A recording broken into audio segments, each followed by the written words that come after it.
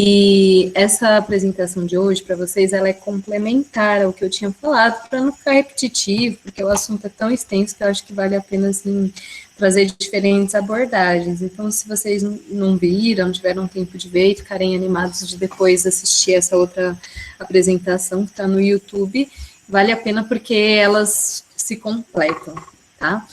Então, bom, me apresentando aqui, eu sou a Priscila.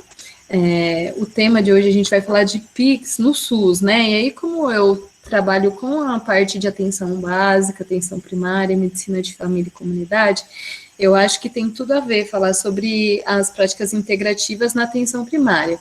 E quando a gente fala atenção primária, a ideia é sem ser naquele hospital de nível complexo terciário, apesar de eu ter pacientes que eles passam no oncologista, passam em diversas especialidades, mas eles são meus pacientes, né? Então, isso não quer dizer que os pacientes não são complexos, quer dizer que a gente tem algumas características da atenção primária, que eu vou até trazer aqui para vocês, para terem uma ideia do porquê que esse casamento cai tão bem, né? Das práticas integrativas com a atenção primária. Então, aqui eu vou trazer um pouquinho dos meus conflitos de interesses, né? Eu acho legal entender, assim, qual é a visão que eu vou trazer. Eu sou médica acupunturista, fiz a especialização aqui em São Paulo, eu sou residente pela Unicamp, de Medicina de Família e Comunidade, e aí vocês vão me trazendo dúvidas também, no final eu acredito que dê para ter um tempo de responder. Eu fiz uma capacitação de instrutora de yoga pelo Instituto Visão Futuro. Não sei se vocês conhecem, esse instituto é bem bacana, eles têm vários cursos. Também fiz a capacitação de Ayurveda pelo mesmo instituto. Agora, atualmente, eu estou fazendo uma capacitação de yoga para gestantes com uma professora de Floripa, online, né? Então, como eu já tenho essa formação de yoga, eu estou abordando mais essa questão de gestantes, que eu acho muito interessante, assim, né, já falando um pouco da atenção primária, nós fazemos grupos, e aí eu acho muito legal trazer o yoga nos grupos, e yoga para gestantes é incrível, né, assim, é um mundo que se abre para essas pacientes, que muitas vezes ficam sem fazer atividade física, sem ter orientações, porque na hora da gestação dá muito medo, né? E aí, o que eu posso fazer, o que eu não posso? E até a gente ter um conhecimento de práticas integrativas, a gente consegue orientar até o que ela pode tomar de chá, o que não pode, porque tem coisas que realmente não pode, né? E isso foi até uma abordagem que eu trouxe na outra palestra que eu falei, de que eu acredito que todos vocês que estão aqui, vocês têm interesse em práticas integrativas, se afinam com a proposta, acham bacana entender e saber, conhecer mais, mas eu até digo assim que eu não gosto tanto da ideia de fórmulas lácteas, eu gostaria que todas as crianças tivessem a oportunidade e o estímulo de amamentarem, e muitas vezes a gente precisa de uma capacitação para isso, quando surgem os problemas na amamentação, a gente precisa estudar isso. Mas se eu não estudo as fórmulas lácteas, na hora que a mãe chegar com uma fórmula láctea e falar, o que você acha? Isso é bom para o meu filho? E aí, né, eu vou falar da minha cartola, eu vou falar, não acho bom, né, eu tenho até um caso de uma paciente, e a abordagem da medicina de família é muito legal, né, eu tenho um caso de uma paciente que ela trazia cada semana uma fórmula láctea diferente, e a gente foi entender que, na verdade, a dúvida dela não era a fórmula láctea, ela queria uma aprovação do médico dessa opção dela de não amamentar. Isso é um direito da mãe, né, e a gente pode até falar mais sobre eu vou trazer um pouco aqui o que é o ponto de vista do paciente, o que ele quer, né? Então, entender sobre práticas integrativas, sobre o que é a fitoterapia, o que são as plantas mais usadas na sua região, ou até na própria fitoterapia, né, tradicional, que as pessoas usam, usa chá de guaco, xarope de guaco, chá de gengibre, será que gestante pode chá de gengibre, será que é ruim, né? Enfim, é legal a gente saber isso, porque o paciente já vai chegar com esse uso, e ele vai às vezes te perguntar, isso, claro, se ele sentir que você não é aquele médico que vai dar a bronca, né?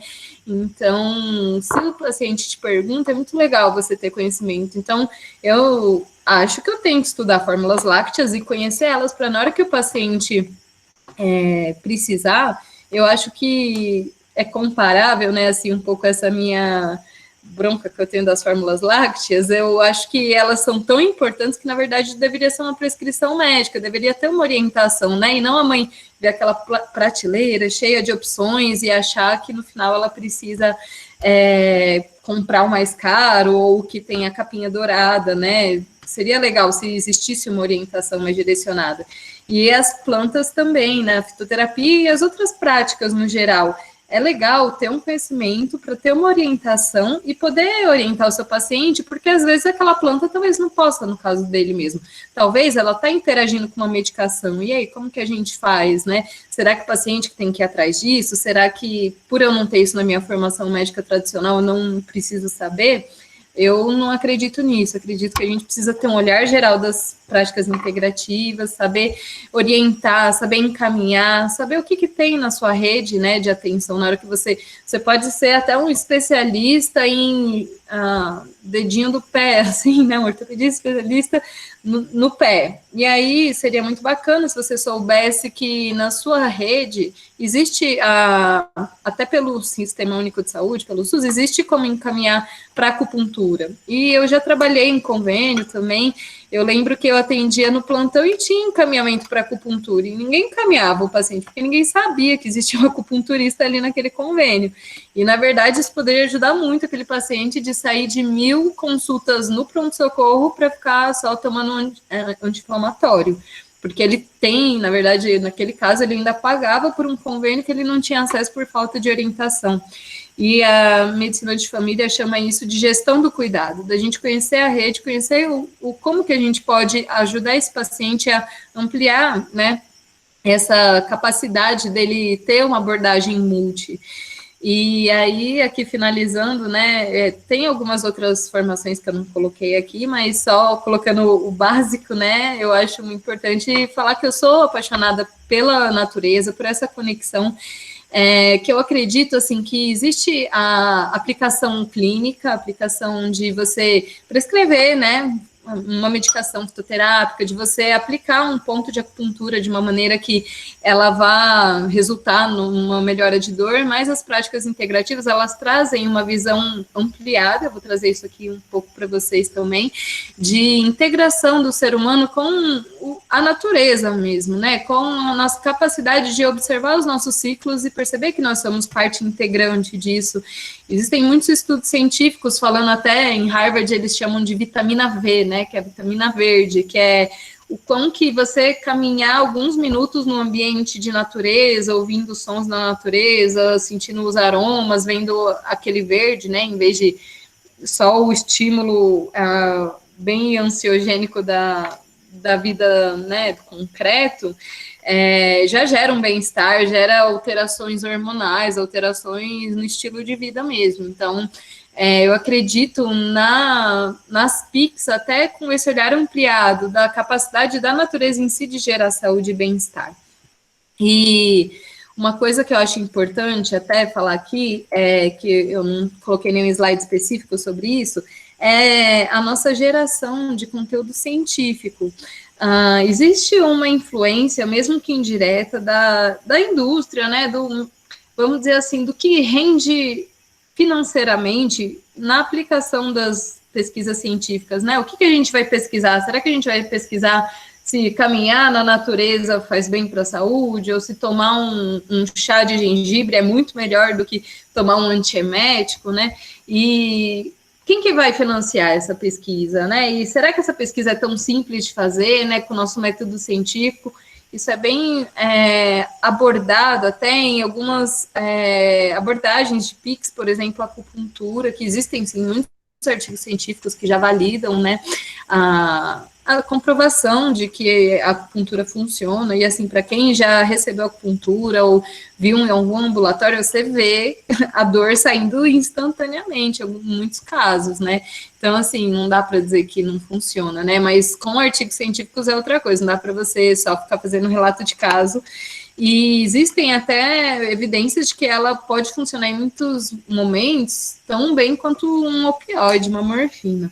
Mas, por exemplo, na homeopatia, como que a gente, aí falando, vocês podem trazer dúvidas se vocês não entenderem algum conceito que eu falar aqui, a homeopatia, ela tem uma diluição em que a gente considera que não existe mais o princípio ativo da substância ali, mas existe uma maneira de fazer, né, aquela composição que é uma medicação, em que a dinamização, a presença da energia daquela planta, daquela substância usada, às vezes eles usam até venenos em alguns casos, para trazer um bem-estar, um benefício específico.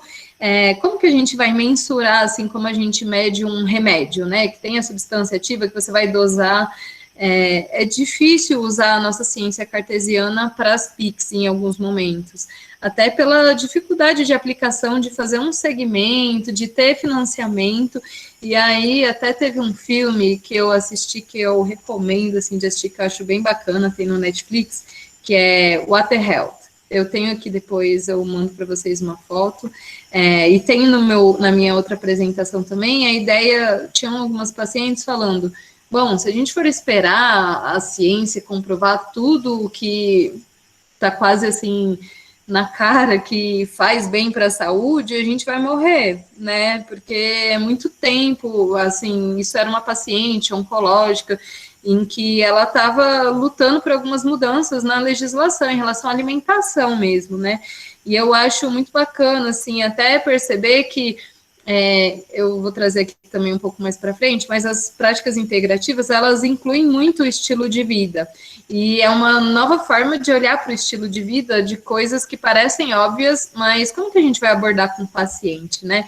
Então, eu acho bem interessante a gente ter esse olhar crítico em relação ao que a gente tem, tanto nas escolas, né, o que a gente aprende na universidade, quanto nas sociedades científicas, nos artigos que são publicados, e o que a gente espera aparecer na nossa frente para começar a acreditar mais na capacidade, no potencial das práticas integrativas em gerarem saúde e bem-estar, né? E aí, aqui uma frase do Hipócrates, que é o pai da medicina, que ele fala que nós perdemos nossa saúde na medida em que nós afastamos da natureza. E aí aqui reforça, assim, eu acho que esse é um olhar que muitas vezes é até difícil trazer para um paciente, às vezes ele está lá com várias questões, tanto de saúde mental, quanto questões físicas mesmo, e tem uma nutricionista que eu acho ela bem bacana, eu vi pela residência uma palestra muito legal dela, que eu posso passar para vocês também. Ela fala bastante sobre a parte do estilo de vida voltado na alimentação, o que é evidência científica, né? E ela fala, ativa o nutricionista que existe dentro de você, percebe como que o seu corpo se sente, né? Qual que é o seu café da manhã? Olha lá e tenta entender se aquilo é comida de verdade, o que tem ali, né? Será que dá até para olhar o rótulo, mas às vezes nem precisa, é só a gente perceber o que a gente está botando para dentro do corpo, se aquilo é natural, se aquilo, né, é reconhecido pelo nosso próprio organismo, se é um monte de xenobióticos que às vezes o nosso organismo nem vai reconhecer e vai inflamar e vai começar a ter uma cascata de problema no sono, de problema intestinal, de não absorção dos nutrientes, de cansaço, fadiga crônica, e a gente vai longe, né? Essa questão da alimentação, assim, dá para falar por muitas horas, porque ela está totalmente relacionada com as práticas integrativas e relacionada com essa medicina que volta para o básico mesmo, né? Assim, por que as pessoas adoecem, né? Se a gente vê até os temas mais prevalentes na atenção primária, o que as pessoas estão ficando mais doentes, ou o que elas mais procuram a nossa assistência, né? E até mesmo na atenção terciária, você pode ter um paciente que tem uma doença super rara, mas provavelmente ele vai ter hipertensão, ele vai ter algum problema gastrointestinal, vai ter alguma questão de ansiedade, a depressão, saúde mental, dislipidemia, e aí vai, né? Obesidade, dor no corpo, dor crônica. E aí, de onde que vêm as doenças, né? E eu acho que olhar para o básico é muito desafiante quando você assume isso na sua prática médica, porque senta um paciente na minha frente e eu consigo perceber que o estilo de vida dele está causando aquela doença. E como que eu vou abordar, né? Até assim, me colocando no lugar do paciente. será que é tão simples eu pegar e falar, é a comida que você come, vai para casa e come comida saudável? Será que é tão aplicável, tão simples? Ou será que eu teria que ter um refinamento nessa minha explicação? Teria que poder explicar de um jeito em que a ciência pudesse ajudar a trazer uma linguagem até mais bonita, né? Eu diria assim. E aí eu acho que tem uma união que eu considero assim como um norte da minha prática médica, que é a união da ciência moderna, dos artigos que ajudam, comprovada, a maneira de você explicar, por exemplo, um mecanismo de distúrbio intestinal que está relacionado à alimentação. Aí eu posso falar da microbiota intestinal, posso falar na questão da conexão intestino-cérebro, os hormônios que existem lá, o que ocorre na simbiose, né, do meu organismo com essas bactérias quando eu me alimento de uma forma inadequada. Então, uma linguagem mais rebuscada vai ajudar o paciente, e eu digo isso por experiência própria, porque quando eu comecei a estudar isso mais a fundo e entender todos os desarranjos de uma forma mais bioquímica, eu falei, nossa, é muito lindo isso, assim, as pessoas têm que saber, né, e isso me reforçou até como médica, confiar mais nesse caminho e falar, gente, é muito real, não é só aquele papo bicho grilo, de que a gente tem que comer plantas, que nem meu pai fala, né, que eu só como mato, né, então é mais do que isso. E aí tem um outro olhar, que aí eu falei, é a união da ciência moderna com a sabedoria ancestral, porque existe também um diálogo e um raciocínio muito rebuscado dessas sabedorias ancestrais, que eu considero boa parte das práticas integrativas, né? E aí eu vou trazer até aqui um pouquinho do olhar da medicina tradicional chinesa, da Ayurveda, para vocês entenderem o que eu estou querendo dizer, né? E aí, então, aqui é um pouquinho do que eu vou abordar, né? O encontro entre as práticas integrativas e a atenção primária, e aí até a gente pode dizer que é o encontro entre a ciência moderna e a sabedoria ancestral também. E aí, a gente vai trabalhar um pouquinho o conceito de saúde, doença, que eu acho bem legal a gente entender isso sobre o olhar da medicina de família e das práticas integrativas, onde que entra essa abordagem do estilo de vida e algumas falas aqui de aplicação, né? Porque eu acho legal, assim como com a acupuntura, eu achei incrível quando eu vi um paciente saindo da maca, depois dele ter chegado, assim, todo travado, com muita dor, um senhorzinho que saiu falando, nossa, eu consigo andar normal agora, né? Eu falei, uau, é realmente potente, né? E aí eu acho que casos clínicos ajudam bastante a gente a ver, né, como que isso é aplicável. Então, aqui, começando, deixa eu só ver uma coisinha aqui. Bom, tem algumas perguntinhas, né? Isso. E aí tem, se vocês mandarem perguntinhas, aí depois eu respondo. Então, aqui, a medicina de família, ela traz um método clínico centrado na pessoa. E aí eu trouxe um trechinho desse método clínico centrado na pessoa que eu acho muito legal casar com as práticas integrativas. E aí aqui é o CIF, né? O que é o CIF? Tem uma frase que vem num dos livros, textos que eu li sobre CIF, que é sentimentos, ideias, funções e expectativas. E aí eu posso até aprofundar um pouquinho o CIF, se vocês quiserem saber depois, se der tempo, mas aí essa frase, ela vem do olhar do método clínico centrado na pessoa, que eles falam que uma doença específica é o que todos com aquela doença têm em comum. Já a experiência da doença de cada pessoa é única. E muitas vezes, quando a gente aplica a abordagem CIF num paciente, a gente consegue entender o que ele está buscando naquela consulta, né? Que muitas vezes a gente, como médico, não tem clareza e nem mesmo o próprio paciente tem clareza. Então, se você faz uma abordagem, que você faz as perguntas certas de uma maneira tecida, né? Eu até falo que assim, é como se fosse uma textura mesmo do raciocínio junto com o paciente, dele entender o que ele está sentindo, o que mais está incomodando, né? Porque uma pessoa, vamos dizer assim, um caso bem comum, e eu trouxe um caso clínico que eu vou falar um pouquinho do CIF, mas dor nas costas, um senhorzinho que ele tem dor nas costas e que ele vem e fala, nossa, eu tô com muita dor nas costas. O que trouxe ele na consulta, né? Porque entre a pessoa ter dor nas costas e ela procurar um médico, existe um caminho, tanto mental, quanto até dele, de tempo, dele se arranjar e falar, bom, eu preciso ir no médico, dele muitas vezes tentar por conta, resolver aquele problema, né? Então, eu acho muito legal, junto com o paciente, ajudar o método clínico centrado na pessoa fala sobre ajudar o paciente a contar a sua própria história, e isso é muito terapêutico, ao mesmo tempo, elucida muito que caminho que a gente tem que tomar, né? E aí, aqui no CIF, a gente observa primeiro, né, o que é o conceito de saúde.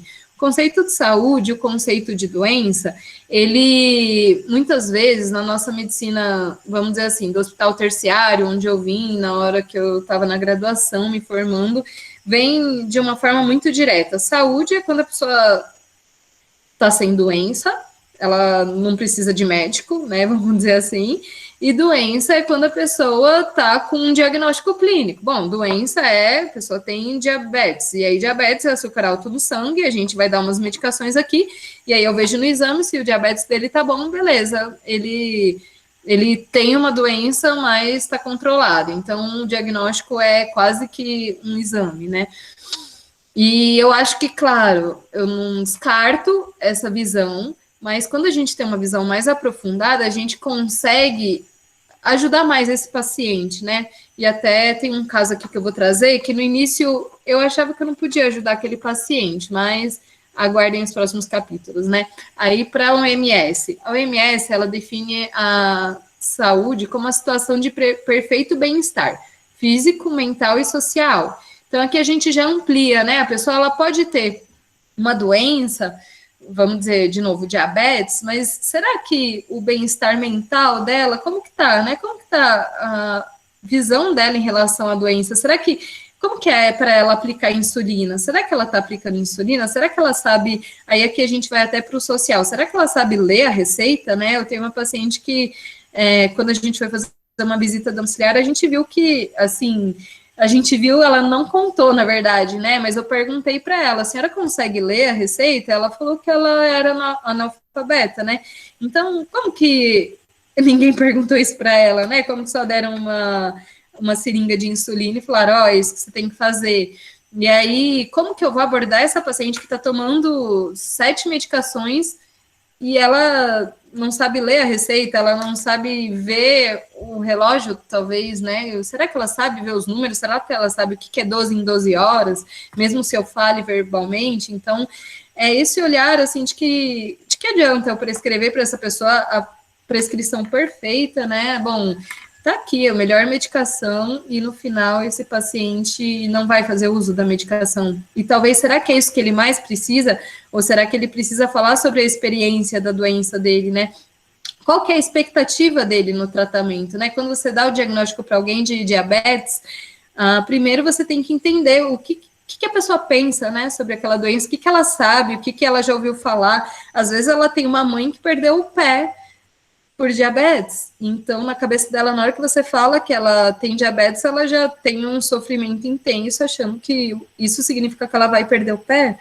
E aí, abordar isso, e quais são as expectativas da pessoa, talvez, trazer desde cedo, né, a expectativa dela é não perder o pé, a expectativa dela, né, falando aqui da dor lombar, que eu até me perdi de falar da dor lombar, mas teve um paciente meu que ele já tinha tentado em casa se tratar, e no final ele tinha medo de parar de trabalhar, porque era a única coisa que ele ocupava a mente, não era só questão financeira, né, social, mas social, né, também, porque financeiro, a gente pensa no social, mas para ele, aquilo, o seu recurso que ocupa a vida dele, aquilo que é o propósito importante, ele só queria continuar a trabalhar, ele estava menos preocupado com a dor e mais preocupado que a dor incapacitou ele de fazer o que ele fazia. Então, essa era a maior expectativa dele, não ficar dependente, não ficar incapacitado de fazer a atividade laboral dele, né? E aí, com isso, a gente consegue ir mais fundo no como eu posso ajudar esse paciente, né? E como eu posso conversar com ele sobre a expectativa, porque vão ter alguns casos que o paciente vai precisar entender que talvez ele vai precisar parar de trabalhar, por exemplo, e ter um apoio profissional que vai estar falando com ele abertamente sobre isso faz muita diferença. E aí é isso até o que eu acho, assim, que eu vou até trazer mais para frente, que muitas vezes a gente subestima o poder de uma conversa com um profissional, né? Assim, eu acho que às vezes eu não ajudei nada aquele paciente, mas talvez ele saiu muito mais satisfeito de ter conversado, falado da dor dele e ter uma visão real do que está acontecendo e uma visão humana, empática, de que a gente entende o que ele está sentindo e que a gente vai fazer o máximo possível, né? E isso já pode ser muito tirar um peso, né? De que ele sabe que alguém olhou para o que ele está preocupado e que se não tem recurso, ok, mas pelo menos eles sabem o que eu gostaria, né? E aí aqui a medicina de família, ela traz o conceito de saúde como um recurso para viver as aspirações e os propósitos importantes, né? E eu falei aqui algumas situações, né, desses pacientes que, na verdade, às vezes a gente acha que ele só quer parar a dor dele, muitas vezes no pronto-socorro até falam, nossa, esse cara chato aí, que só vem tomar injeção e pegar testado, mas às vezes o medo dele é justamente não conseguir trabalhar. Então, assim, eu acho muito bacana esse olhar para a experiência da pessoa, e aí o CIF vai bem mais longe de trazer maneiras de perguntar, né? E aí, na medicina chinesa, agora a gente vai um pouco mais para as práticas integrativas. O conceito de doença na medicina chinesa é a ideia do desequilíbrio. O yin-yang, né, que é o símbolo da medicina chinesa, que é a abordagem dessas... não vou dizer opostos, mas desses complementares, a energia feminina e masculina, o claro, o escuro, enfim, tem vários conceitos, né, assim, que a gente pode aprofundar no yin yang, mas a ideia é que todo o organismo, e aí o organismo a gente pensa o nosso corpo humano, né, que nós como médicos olhamos esse corpo humano, mas eu como médica de família e comunidade, até olho assim, o yin yang é o equilíbrio naquele sistema, né, naquela comunidade, como que tá a vida daquela pessoa, como que eu vou olhar, a gente faz genograma, ecomapa, como que tá o yin yang naquele ambiente, né, e onde que tá esse desequilíbrio que faz essa pessoa vir na consulta, e esse desequilíbrio, sim, ele pode gerar uma doença. E aí a gente tem até as síndromes da medicina tradicional chinesa. E aí eu acho muito legal, assim, quando começa a estudar as síndromes da medicina tradicional chinesa, primeiro, né, uma coisa que eu acho importante, quando a gente fala acupuntura, e a gente pensa que medicina chinesa se resume em acupuntura, mas na medicina chinesa existem tanto essas abordagens das síndromes com a fitoterapia, com a acupuntura, com práticas corporais, com meditação. Então, assim, a medicina chinesa, ela é uma filosofia de vida, né? E aí eles trazem esse olhar mais pautado no que a pessoa está sentindo, né? Assim, a gente até fala assim, uma insuficiência cardíaca. Para um diagnóstico ocidental, a pessoa tem insuficiência cardíaca, é ICC, e a gente vai dar um tratamento, conforme a gente observar se ela tem a fração de ejeção reduzida, se ela tem alguma outra comorbidade, se a fração de ejeção está preservada, enfim, a gente vai fazer alguns exames e relacionar, né, com esse caso clínico, né, com a questão das patologias. E eu acho muito importante ter esse olhar associado. Mas a medicina tradicional chinesa, ela vai olhar essa insuficiência cardíaca, ela não vai rotular insuficiência cardíaca, vamos tratar a insuficiência cardíaca. Ela vai tentar entender se essa pessoa tem mais edema, ou se ela tem mais uma questão de palpitações, se ela tem, como que está a língua dela, como que está o sono dessa pessoa.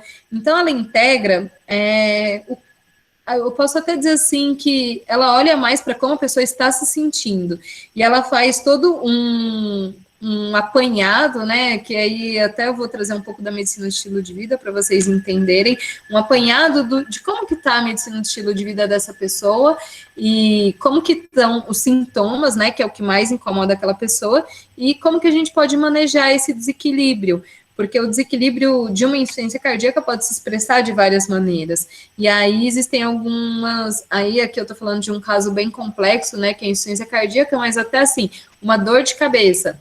essa dor de cabeça, ela é mais lateral, ela é mais frontal, é uma dor de cabeça que vem em que horário do dia, é uma dor de cabeça em pontada, em peso, em aperto, ela está associada com uma dor lombar, ou ela é uma dor de cabeça que está associada com sintomas emocionais, né?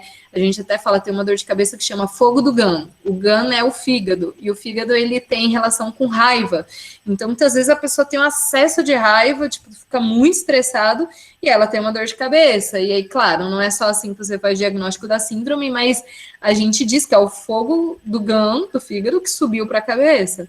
Então, existe toda uma relação em que, assim, quando a gente começa a estudar medicina chinesa, a gente fala, gente, eu já senti isso, eu já tive o fogo do GAN, entendeu? Então, muitas vezes são pacientes que chegam na sua consulta e não dá para fechar muito um sintoma, né?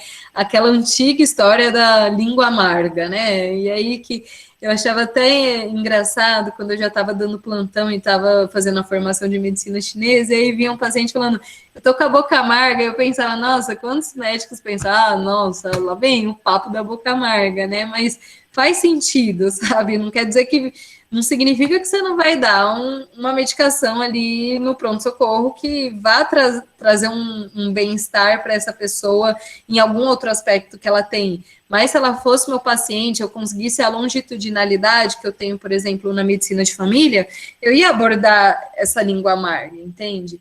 Então, é bem legal a gente observar esses desequilíbrios, as síndromes e o quanto que elas, às vezes, ajudam a montar o quebra-cabeça de algo que não é explicado pela nossa medicina alopática. Aí aqui o Ayurveda. Eu acho muito bonito a concepção de saúde e de doença da Ayurveda. E aí eu trouxe aqui essa árvore porque ela explica a partir de uma árvore, né? A Ayurveda, ela considera muito assim a observação da árvore da vida, né? A nossa integração com os ciclos da natureza. E aí aqui eu trago o ciclo de uma árvore. Que essa árvore, por exemplo, a gente tem aqui uma pessoa sendo simbolizada como essa árvore, e até assim, não só a pessoa, mas a doença dela. A gente tem toda uma formação ao longo da nossa vida, né? O Ayurveda considera os doshas e considera também a doença como um desequilíbrio, né? Eles consideram um desequilíbrio dos doshas, que é algo bem complexo, né? A gente fala do Prakriti, do Vikriti, que são os aspectos dos doshas. E aí a gente observa quais são os desequilíbrios apresentados. E quando a gente olha essa árvore, a gente tem deixa eu colocar aqui esse aqui. A gente tem a árvore como uma manifestação da nossa saúde, a partir das folhas, dos frutos.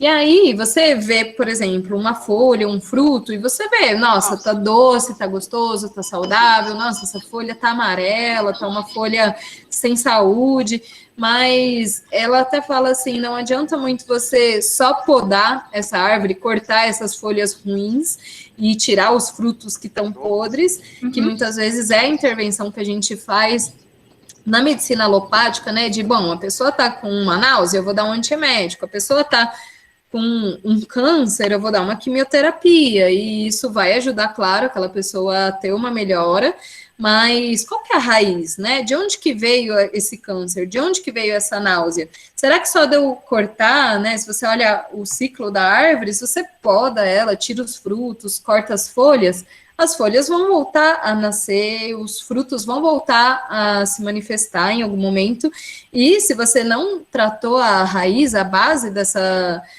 árvore, se você não deu os nutrientes certos para que ela tivesse força nas raízes, para que ela trouxesse uma seiva saudável para essas folhas e frutos, vão nascer novas folhas e frutos doentes.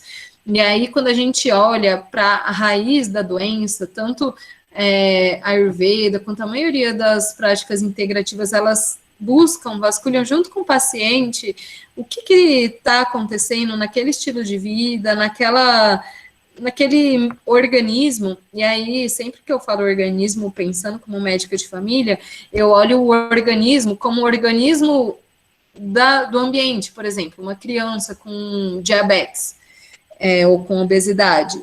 Geralmente, né, vamos pensar no diabetes tipo 2, assim, da infância. geralmente tem algum fator de obesidade envolvido. E aí, essa criança está obesa por quê? Como que está esse ambiente da família, né? A gente até fala na medicina de família, né? A gente considera a saúde da criança, a gente não fala exatamente pediatria, né? Porque aí pediatria você já pensa numa subespecialidade, mas como que a gente vai abordar a saúde da criança nesse contexto? Será que eu só abordando essa obesidade dessa criança, falando para ela, olha, você não pode comer isso, isso, isso, e pronto, prescrição para casa de uma dieta para uma criança? Como que tá o armário da criança, né? O que que os pais comem na frente da criança? Será que eu não tenho que mexer nesse ambiente familiar também e trazer a consciência para os pais de que se eles não conseguirem trazer uma mudança para o próprio estilo de vida deles, para essa criança vai ser muito torturante, muito difícil mesmo, a longo prazo, conseguir sustentar essa mudança. E tem muitas abordagens até de saúde mental, né, que a gente fala que antigamente se considerava doenças genéticas, né, bom, tá todo mundo na sua família tem diabetes, então você tem chance de ter diabetes, e hoje em dia a gente vê que é muito mais epigenético, o que você fez no seu estilo de vida ao longo da sua vida, que você ativou ou não ativou aquela expressão, que seja genética ou que seja de uma hiperglicemia em tantos anos que o seu pâncreas não aguentou. E aí, quando a gente vê isso, a gente, para mim, assim, acaba sendo quase óbvio, né? Que você fala, bom, se tem uma família diabética que tem uma alimentação que vai estimular o diabetes, a chance dessa pessoa ter diabetes é muito grande, independente da composição genética dela ou não. E aí é um fator muito mais ambiental que vai promover a doença, né? Então a gente até fala assim que você olha as doenças dos adultos daquela família, você consegue até prever, né, o que é a doença daquela criança no futuro.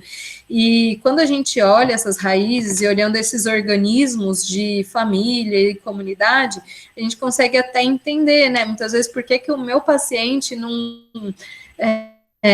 já aconteceu comigo, assim, eu atendia, e aí tinha um paciente que estava com dislipidemia, e aí eu falei, você tem que fazer atividade física, isso vai ajudar, que no seu triglicérides vai ser muito bom, e aí ele falou, olha, eu trabalho 10 horas por dia, o que você quer que eu faça? Que horas você quer que eu faça aqui atividade física, né?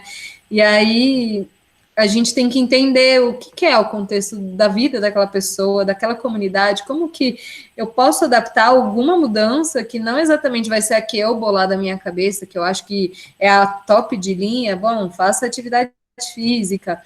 Para ele, talvez não vai se encaixar. E tenho até uma professora que ela fala assim que você com o seu paciente, você tem que lembrar que você está numa consulta e que o seu paciente, ele vai para te consultar.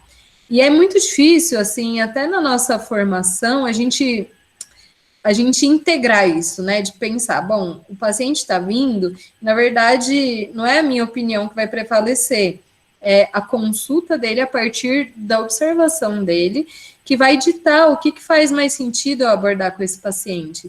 E apesar de isso até parecer muito revolucionário, assim, muito às vezes você falar, bom, às vezes eu vou fazer um paciente, vamos dizer, um diabetes, talvez ele vai comer algumas coisas que eu acho que ele não deveria. Mas, assim, quem sou eu para achar que ele deve alguma coisa? Eu estou ali, claro, para fazer uma educação em saúde, orientar, mas eu estou ali também para facilitar para ele o que ele acha que integra na vida dele.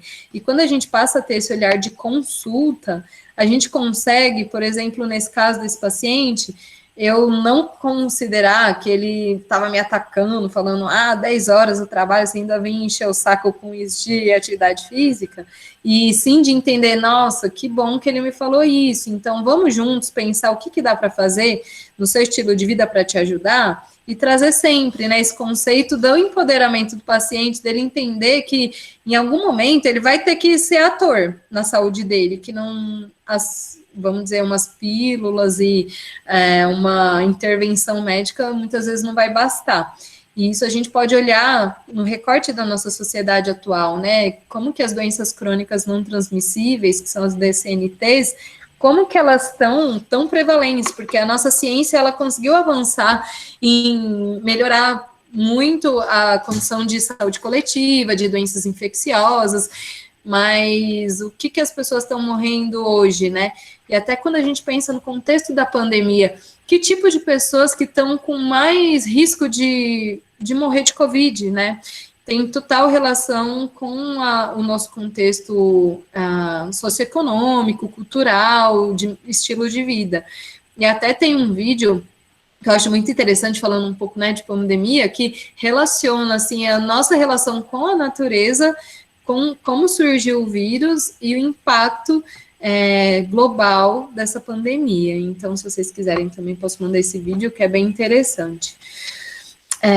E aí, aqui, falando só mais um pouquinho sobre o CIF, que eu acho bem legal, é importante a gente olhar essa experiência da doença, então, como que estão os sentimentos, os pensamentos do paciente, o quanto que os sintomas sem explicação médica, eles podem sim ter uma abordagem de prática integrativa, assim, a gente nunca... Se para o paciente aquilo é importante, a gente não deixar isso de lado, né? O método clínico centrado na pessoa até fala que muitas vezes uma consulta médica, ela serve, né, assim, pensando num modelo bem bem cartesiano, quadrado, né, assim, que você vai lá e aí o médico fala o que você tem, fala como que é a sua doença, fala o que tem que fazer e pronto, né, essa consulta, ela tem o poder até de invalidar a experiência da doença daquela pessoa, porque às vezes uma pessoa pode achar que ela tá doente porque ela comeu um negócio lá que você acha que não tem nada a ver. Mas você invalidar isso, ou até invalidar, tem um livro que eu acho muito interessante que chama Anticâncer. É de um americano, né, que ele é psiquiatra, pesquisador, bem renomado, e ele teve um câncer no cérebro. E aí ele procurou os melhores neurocirurgiões,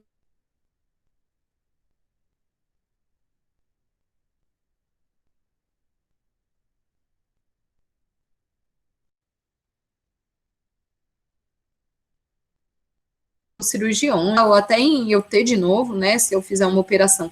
E aí os neurocirurgiões falavam, come o que você quiser, tá tudo certo. E aí ele foi com isso na cabeça, né, assim, achando que não estava suficiente, assim. E os médicos, assim, tiravam quase sarro dele, de falar, desencana, você tá com câncer no cérebro, tem que tratar, fazer quimioterapia, tem que fazer uma cirurgia, é isso que você tem que fazer, não fica perguntando o que tem que fazer da comida, né? E ele foi pesquisar, e esse livro fala muito sobre a abordagem de práticas integrativas no benefício do tratamento, até para prevenir o câncer. E o livro é baseado em ciência, né? Porque ele, como pesquisador, foi atrás, ele falou, uau, tem um monte de coisa que, na verdade, os médicos que eu consultei não sabiam. Então, nunca a gente achar que sabe de tudo, assim, né? Até, às vezes, eu aprendi muito isso, assim, por eu gostar de práticas integrativas, de fitoterapia. Quando chega um paciente, esses dias chegou um paciente para mim e falou, eu tô tomando, nossa, até esqueci o nome da folha agora, mas ele estava tomando uma planta que serve para o diabetes, né, que eu fiz o diagnóstico de diabetes dele, e aí na abordagem ele falou, eu tô tomando pata de vaca. Aí eu nunca falo para ele, sei lá o que é, não serve. Eu falo, nossa, sério, e como que tá para você? Como que você tá sentindo? E aí, claro, eu falo para ele, olha, a gente vai fazer exames, a gente vai vendo, não deixa de tomar sua medicação. E aí eu sempre anoto e falo, bom, vou pesquisar o que é pata de vaca, né? Porque nem sei qual planta que é e se funciona. E aí, pesquisando, eu vi que é uma planta muito importante, potencial redutora dos níveis glicêmicos e que tem estudos científicos falando que ela pode ser benéfica. E se eu já pegasse, invalidasse, falasse, nem sei o que é, sei lá, se eu fosse você, eu parava, sabe?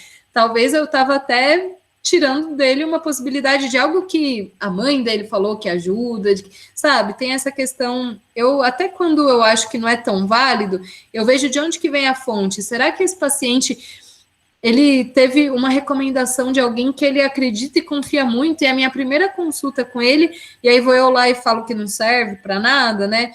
Tem muitas vezes de suplemento, assim, o paciente chega com umas 10 caixas de minerais e suplementos, aí a primeira consulta eu penso, putz, ele tá gastando dinheiro com isso, mas eu tenho que fazer o vínculo com esse paciente antes de tirar todas essas medicações, porque muito provável não tá fazendo mal, e tá fazendo mal, claro, dele tomar um monte de coisa que não tá servindo porque ele precisa, mas eu vou fazer o vínculo, e na próxima consulta eu vou falar para ele, olha, seus exames, ou até vou trazer uma abordagem maior, mas sem um vínculo não dá para a gente já ir intervindo, tanto em colocar muita coisa quanto em tirar.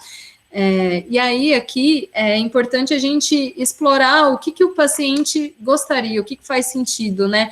E a gente fala muito disso nos paliativos, porque muitas vezes nos paliativos o que você mais tem a fazer é ajudar aquele paciente a realizar aquele último sonho dele, que muitas vezes é rever o companheiro dele que está longe, ir ver a praia, coisas muito simples e que a gente fica tão preocupado, né, naquela questão, assim, de intervenção, que a gente esquece do que é mais importante para aquela pessoa naquela vida. Aqui eu vou trazer um caso clínico, é que eu trouxe essas duas imagens para comparar, né, uma abordagem em PICS de náuseas. São 2 pacientes reais, aqui não são os que estão na foto, né, mas são pacientes que eu atendi esse ano até. Uma delas era uma paciente jovem, super magrinha, que se alimentava super bem. Eu trabalho na zona rural, né? Então ela trabalha numa fazenda que eles produzem alimentação orgânica. Eu fiz o recordatório alimentar dela e quase não tinha o que mexer, mas há 2 anos ela estava sentindo náuseas todos os dias, estava prejudicando bastante ela até.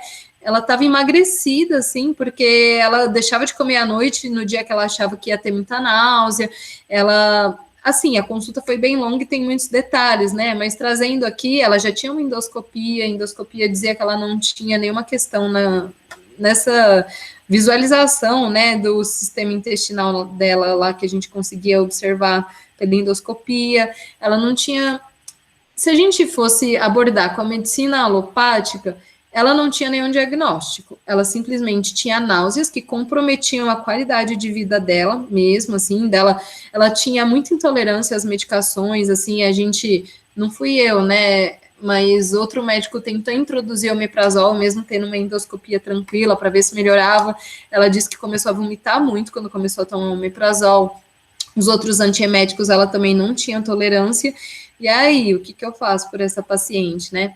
Uma das coisas que eu fiz foi abordar o CIF, entender o que mais incomodava ela, o que mais atrapalhava, quais eram os medos dela, o que ela tinha medo, né? E qual que era uma vontade muito grande que ela tinha. Essa paciente, por exemplo, quando eu trouxe esse método clínico centrado na pessoa, eu entendi que ela tinha muita vontade de ter filho, mas que ela não ia ter filho naquele momento porque ela queria muito solucionar essa náusea, porque aquilo incomodava muito ela tinha medo até de engravidar e piorar a náusea dela, porque aí ela falou, bom, se eu já tô assim, sem ter filho, já fiz vários testes de gravidez até achando que eu estava grávida, mas já fazia 2 anos no dia da minha consulta que ela estava com aquele quadro, que ela disse que estava quase diariamente tendo essas náuseas, sem resolução, e ela tinha medo de engravidar, apesar de ter vontade.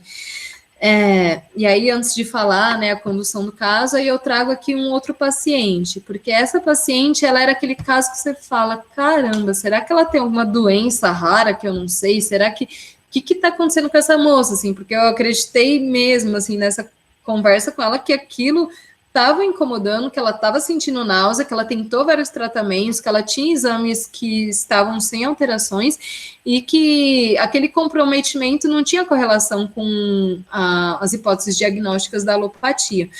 E aí, aqui, eu tenho um outro paciente, que é um paciente que até a filha dele que veio na consulta inicial, por questão da pandemia, né? É um paciente acamado, que já era acompanhado pela atenção domiciliar, e ele tinha muitas náuseas, ele estava com uma neoplasia na região da garganta, ele estava fazendo radioterapia, fazendo quimioterapia. Desde que começou a quimioterapia, ele piorou muito dessa questão das náuseas, emagrecendo bastante. A filha dele disse que não parava nada na boca, e aí a preocupação dessa filha era dele ficar muito fraco mesmo, porque ele já estava aí, né, fazendo as perguntas, porque ele acompanhava no oncologista, acompanhava na atenção domiciliar, mas ela recorreu na atenção primária porque esses serviços terciários, naquele momento, terciários, né? A atenção domiciliar não chega a ser terciário, mas é um serviço mais especializado.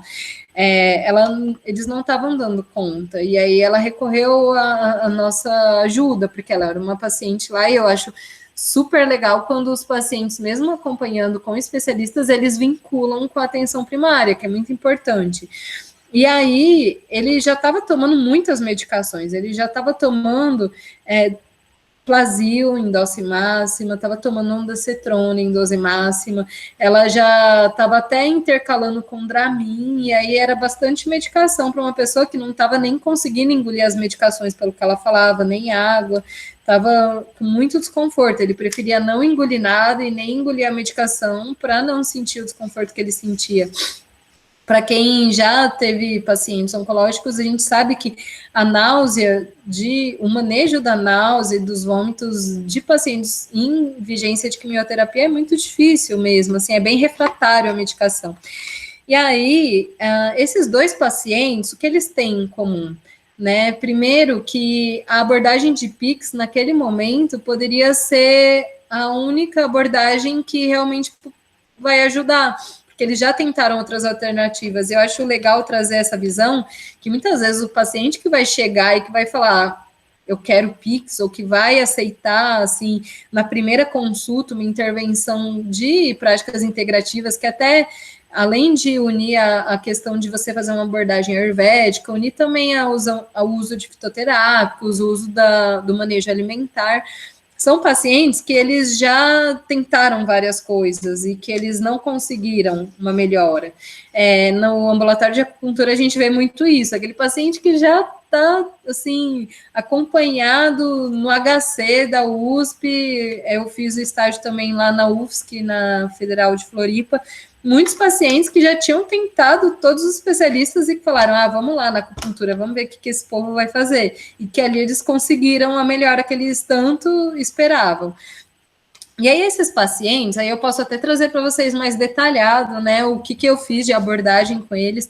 Primeiro, assim, cada paciente, com o olhar das práticas integrativas, ele vai ser abordado de forma individual.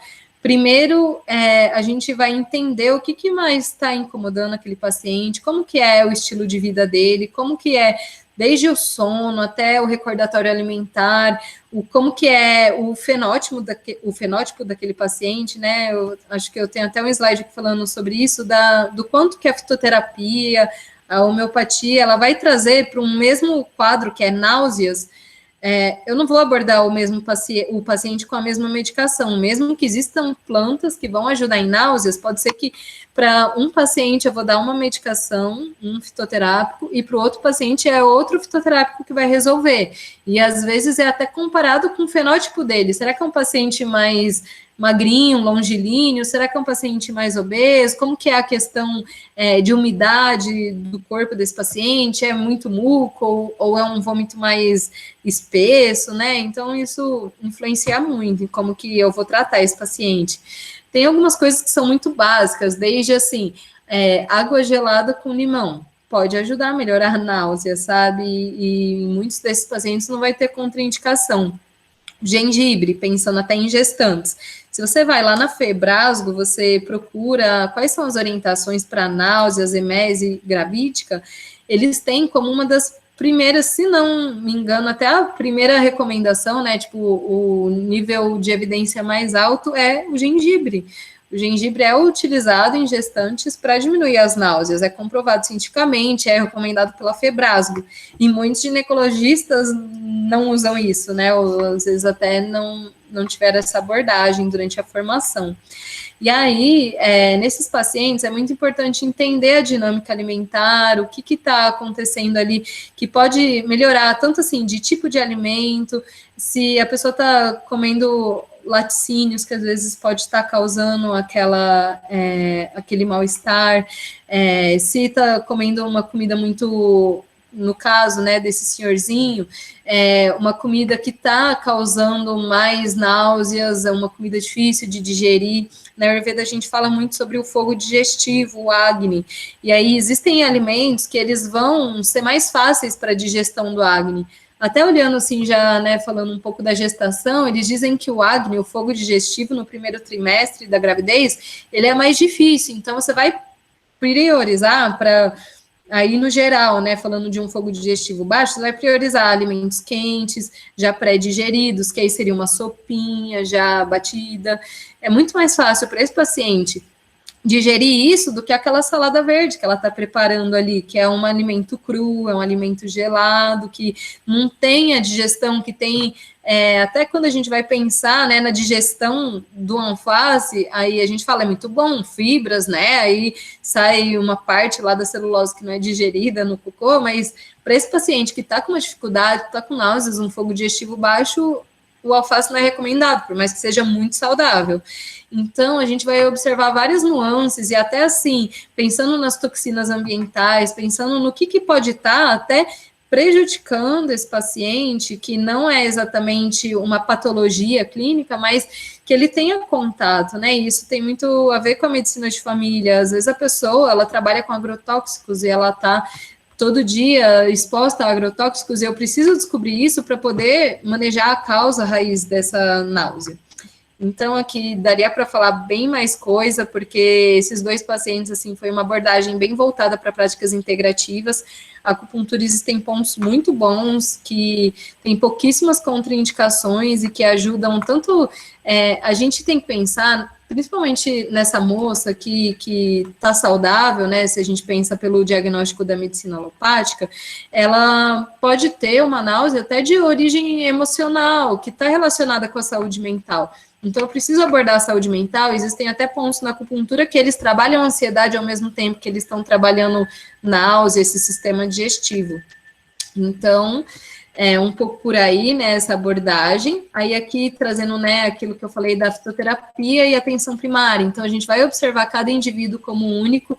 Para tratamento de asma, síndromes respiratórias, a gente aplica muito isso da individualidade, de como que é a característica tanto dos sintomas quanto do próprio fenótipo dessa pessoa para eu escolher a planta mais adequada, e a longitudinalidade, que na atenção primária a gente tem isso e que é muito importante para a gente conseguir observar se isso ajuda ou não a pessoa, porque diferente de uma medicação alopática que você fala, bom, eu sei que o Plasil, ele vai agir na questão da emese lá pelo sistema que eu conheço da farmacologia daquela medicação, não, a planta, você, e até as PICs no geral, né, você precisa da longitudinalidade, tanto para ter um segmento daquele paciente a longo prazo, não é só passar o Plasil e vai para casa, ou passar até um ansiolítico e vai para casa, porque a gente não faz isso nem com os ansiolíticos que são tarja preta, né? Então, não vai fazer isso com a fitoterapia, idealmente, né?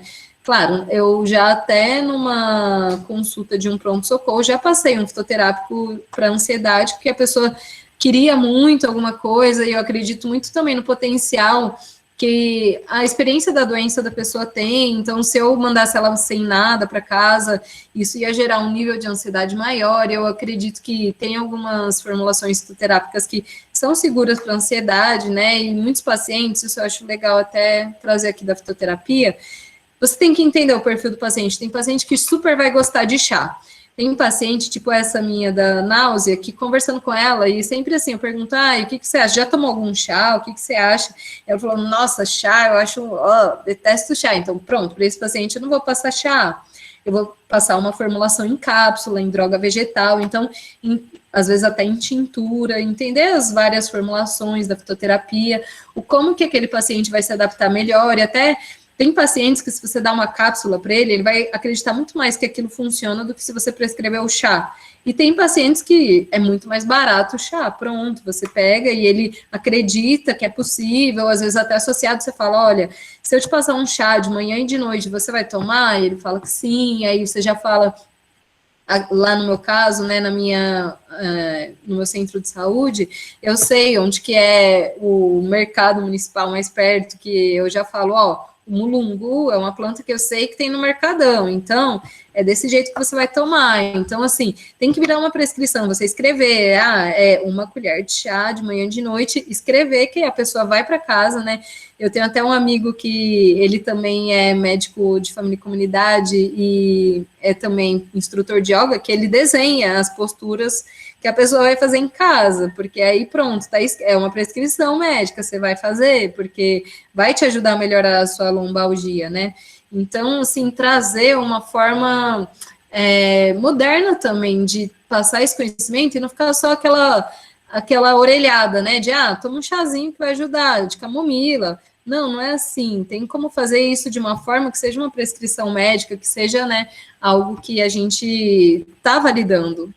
E aí, aqui de novo, aquela frase que eu falei no começo, que a gente perde a nossa saúde à medida que nós afastamos da natureza, é também integrado com a sabedoria ancestral das práticas integrativas. A gente vê, eu trouxe só duas que eu tenho mais afinidade, até para não prolongar muito no horário, mas todas as abordagens de PICS, praticamente, elas vão olhar a nossa doença como um desequilíbrio, e um desequilíbrio dos ciclos da natureza, né? A Ayurveda, ela traz muito o Dinacharya, o ritual Charya, que é observar o Dinacharya, como que é o seu ciclo ao longo de um dia, como que é ao longo das estações, que é o ritual Charya, e quais que são as prescrições que a gente pode fazer com o olhar do Ayurveda, que podem facilitar até para uma pessoa em diferentes estações do ano, como que ela vai se adaptar melhor, qual que é a alimentação que vai ser mais benéfica para ela, o que ela está sentindo, qual desarmonia, qual dosha dela está desequilibrada e como que a gente vai, com esses ciclos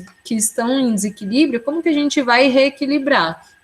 E são essas as abordagens das práticas integrativas de diferentes maneiras.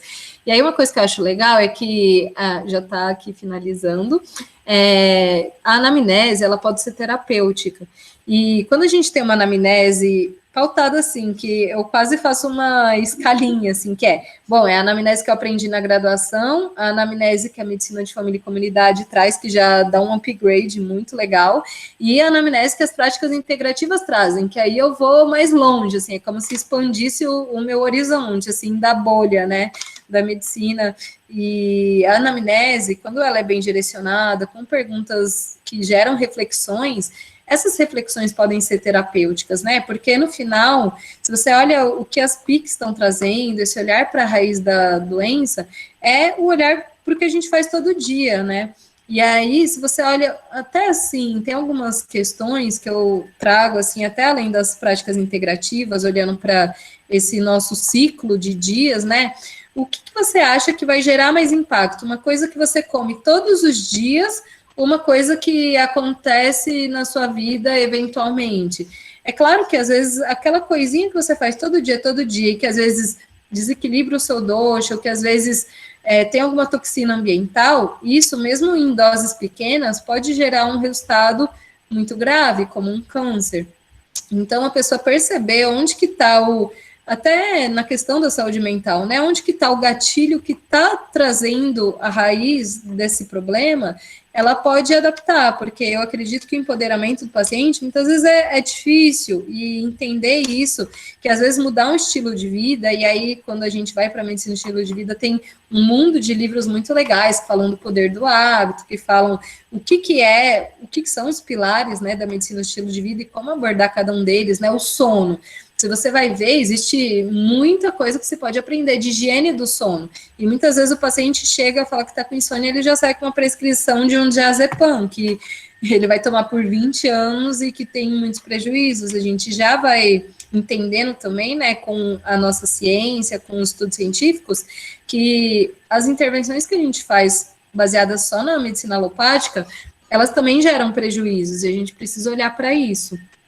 E gerar reflexão no paciente exige uma atenção nossa, uma abordagem, sair da nossa zona de conforto muitas vezes, né? No começo, assim, quando eu me formei, era muito difícil para mim conseguir abordar com o paciente o uso de um fitoterápico, porque até o jeito de eu falar, assim, era um pouco, o que ele vai achar, né? Vou eu lá com as minhas plantinhas e ele vai achar que eu estou fazendo bobeira, né? Então, a gente se empoderar e estudar a fundo faz com que a gente tenha mais propriedade em falar, né, sobre o benefício, sobre o como que aquilo já é evidenciado cientificamente. Se você tem uma Febrasgo falando que o gengibre ajuda a gestante, num dia que a gestante vai falar, ai, mas gengibre não faz mal para o neném? Você fala, não, tá tudo certo, sabe? Isso ajuda. Eu acho que as práticas integrativas, elas têm até esse olhar um pouco rejeitado pela sociedade médica, assim, tem vários motivos, que aí daria até outra palestra, mas um deles é porque a gente tem muitas pessoas que elas não têm a capacitação suficiente e elas acabam fazendo essas práticas integrativas sem muito... às vezes até de uma forma danosa, né? A gente tem no nosso juramento que uma das primeiras coisas que a gente vai fazer é não fazer mal. E muitas vezes as práticas integrativas, se mal aplicadas, elas fazem mal. E aí o pessoal fica com um preconceito de que, nossa, olha, como que deram para o paciente aqui que usa varfarina esse monte de remédio fitoterápico? Claro que vai dar problema, sabe? Então, é necessário um olhar médico com critério, com estudo, assim como a gente aprofunda em estudar tão bem a nossa medicina que a gente aprende na graduação, para trabalhar com PIX é importante você ter escolhido estudar a fundo, né? E aí até acho assim que existem muitas PICs, elas trazem uma nova linguagem para coisas que até, assim, quando você começa a estudar as práticas integrativas, o olhar que elas têm sobre a saúde, você fala, nossa, isso daí é quase que minha avó falava, sabe?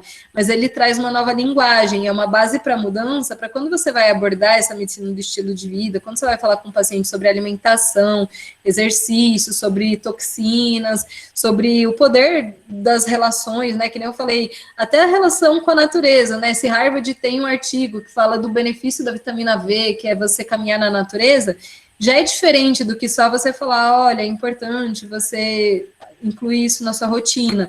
Você sente que existe um respaldo, né?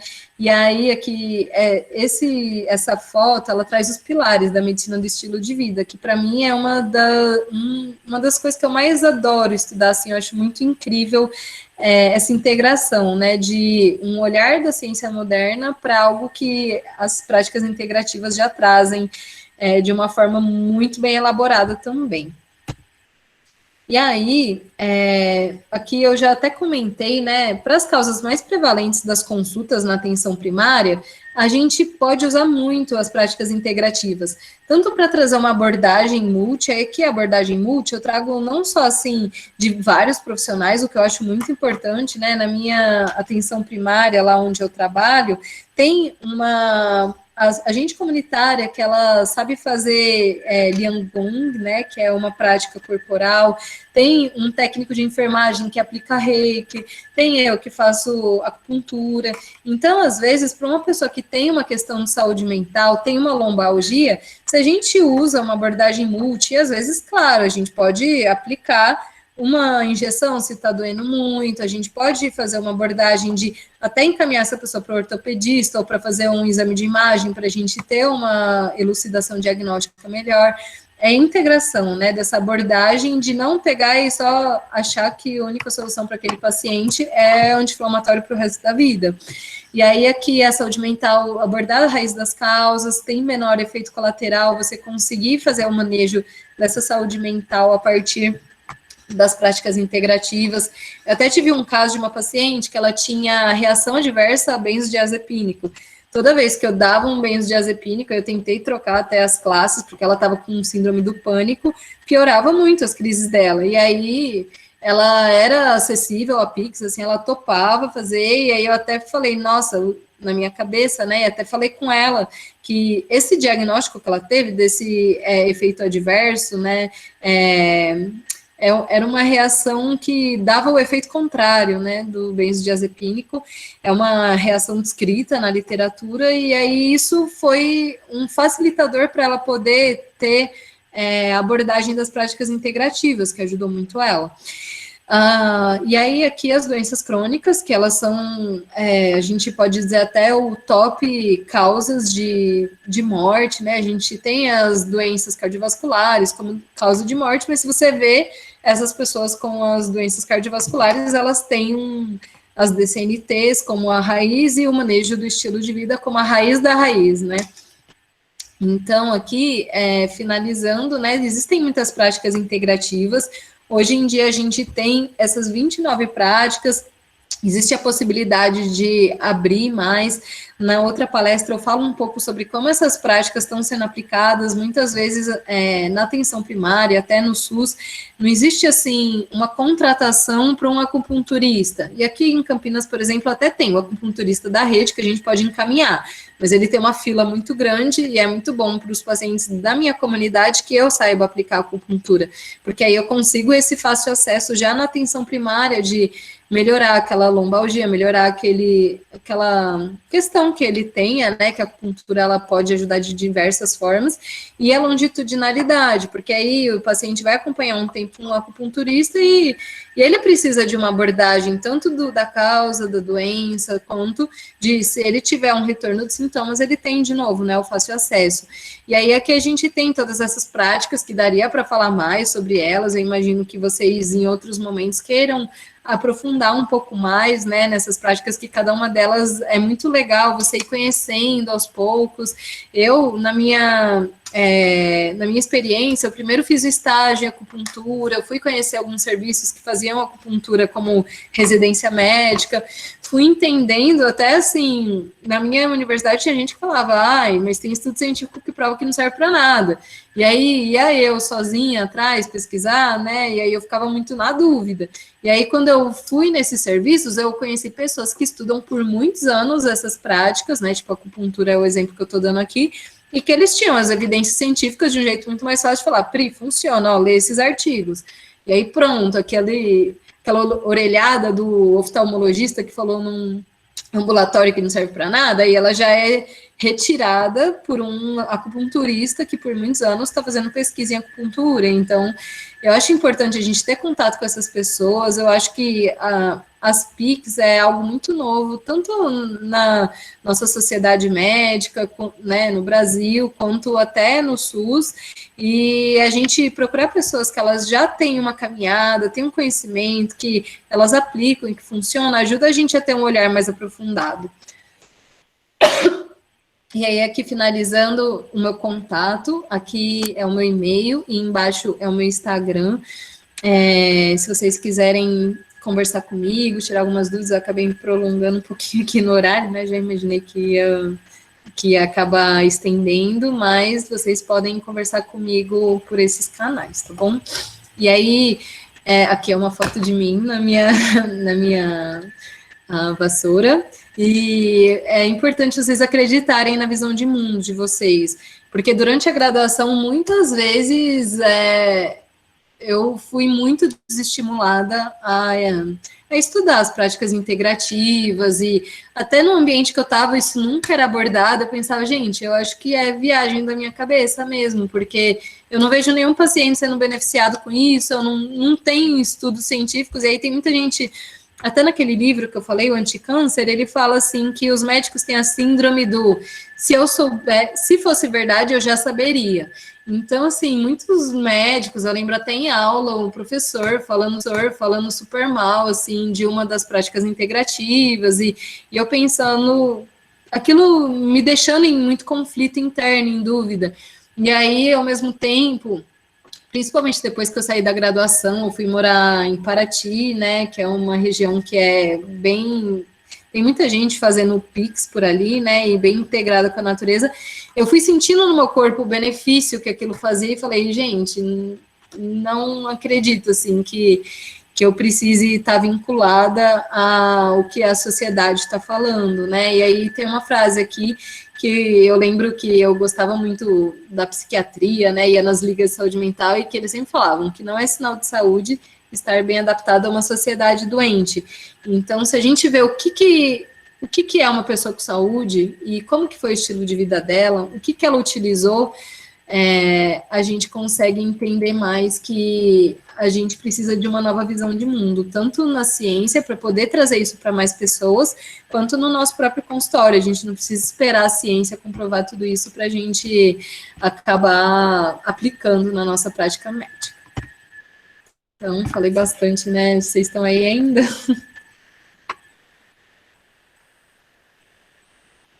Estamos sim, foi ótimo, nossa, muito bom. Tanto o conteúdo, os slides também estavam bem bonitos. Gostei bastante. Será que alguém tem alguma pergunta?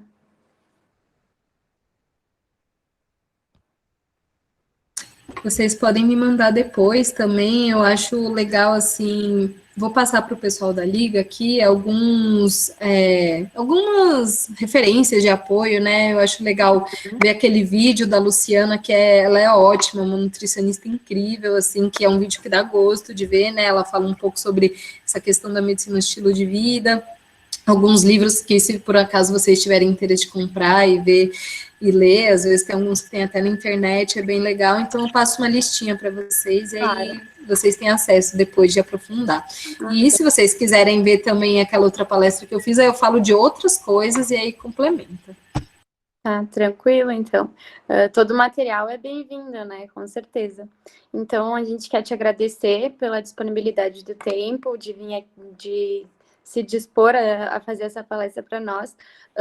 Tu quer deixar teu canal no YouTube, de repente, para o pessoal dar uma olhadinha nos vídeos e tal? Tá, pode ser.